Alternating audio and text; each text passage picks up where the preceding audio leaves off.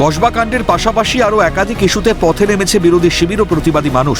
বারে বারে অভিযোগের কাঠগড়ায় তোলা হচ্ছে সরকারকে। এমন পরিস্থিতিতে সোশ্যাল মিডিয়ায় মুখ্যমন্ত্রী মমতা বন্দ্যোপাধ্যায়ের বিরুদ্ধে অশালীন ও অবমাননাকর মন্তব্য করার অভিযোগ। কাঠগড়ায় জলপাইগুড়ি রাজগঞ্জের মান্তাদারি গ্রাম পঞ্চায়েত এলাকার দুই যুবক। ঘটনায় তৃণমূলের পক্ষ থেকে ভোরের আলো থানায় অভিযোগ দেয়। মহারাজঘাটের তৃণমূল কংগ্রেসের বুথ সভাপতির তরফে অভিযুক্তদের বিরুদ্ধে শাস্তির দাবি জানানো হয়েছে।